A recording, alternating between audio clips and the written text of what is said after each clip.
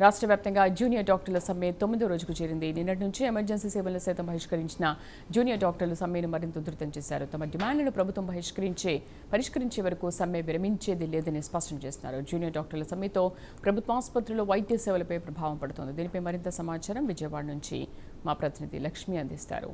ప్రస్తుతం మనం విజయవాడ ప్రభుత్వ హాస్పిటల్ వద్ద ఉన్నాము. జూనియర్ డాక్టర్ల సమ్మె ఈ రోజుతో 9వ రోజుకు చేరింది. నిన్నటి నుంచి కూడా అత్యవసర సేవలు సైతం వాళ్ళంతా కూడా బహిష్కరించి ఆందోళన కార్యక్రమాలు శాంతియుత పద్ధతిలో అయితే చేస్తూ వస్తున్నారు.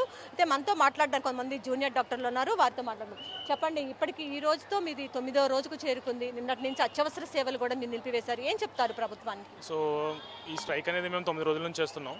అయితే ఇనీషియల్గా మేమంతా కూడా నాన్ ఎమర్జెన్సీ సర్వీసెస్ ఏవైతే ఉన్నాయో వాటిని బాయ్కాట్ చేసుకుంటూ వచ్చాం. ప్రభుత్వం తరపు నుంచి ఒక ఆమోదదాయకమైన సొల్యూషన్ కోసం అయితే మేము వెయిట్ చేసాం.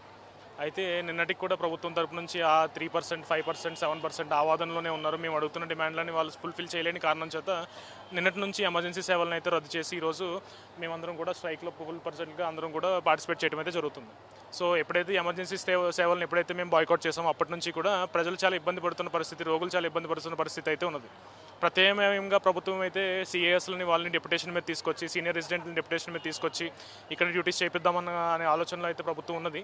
కాకపోతే జూనియర్ డాక్టర్లు, పీజీలు ఎవరైతే ఉన్నారో వాళ్ళు, హౌస్ సర్జన్స్, సీనియర్ రెసిడెంట్స్ వీళ్ళ రోల్ అనేది హాస్పిటల్లో ఎంత ముఖ్యం అనేది ప్రభుత్వం ఇప్పుడు తెలుసుకుంటున్న పరిస్థితి అయితే ఉన్నది.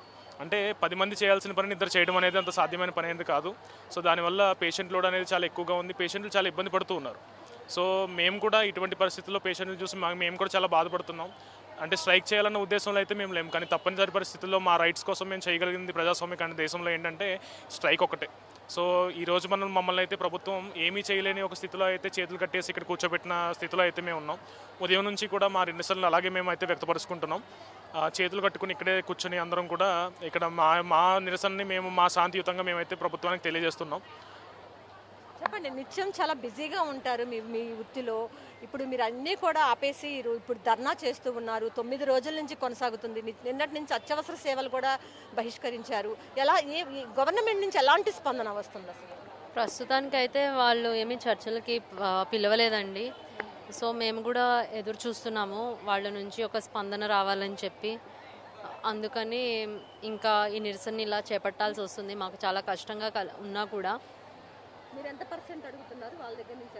మేము 15% అడిగామండి, వాళ్ళు 3% అంటున్నారు. ఆ 3% అనేది చాలా చిన్న మొత్తము.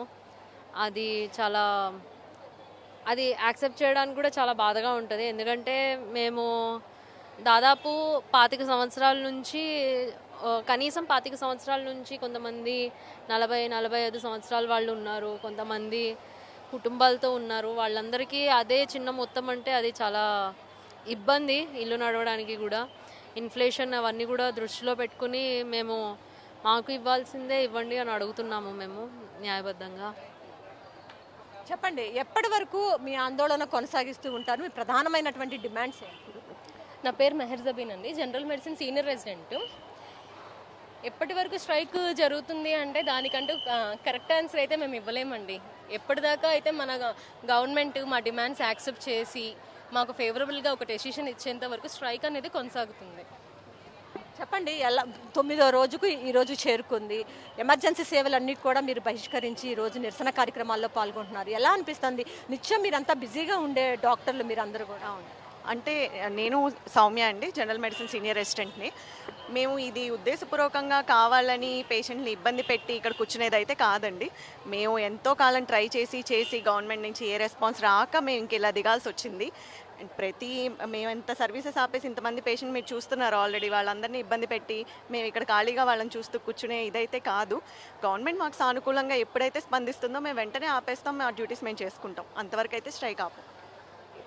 అయితే ప్రధానంగా జూనియర్ డాక్టర్స్ అంతా ఒకటే చెప్తున్నారు, తమకు జీవో ప్రకారం ఏదైతే ఆర్డర్ ఇచ్చారో దాని ప్రకారం మాకు 15% పెంచాల్సిందే. అప్పటి వరకు కూడా తమ ఆందోళన కార్యక్రమాలు, నిరసన కార్యక్రమాలు కొనసాగిస్తూనే ఉంటామని చెప్పైతే జూనియర్ డాక్టర్స్ అంతా కూడా ముక్త కంఠంతో చెప్తున్న పరిస్థితి ఇక్కడ కనిపిస్తూ ఉంది. ఇది ఇక్కడ ఉన్న పరిస్థితి. కెమెరా పర్సన్ కిషోర్తో లక్ష్మి, ప్రైమ్ 9 న్యూస్, విజయవాడ.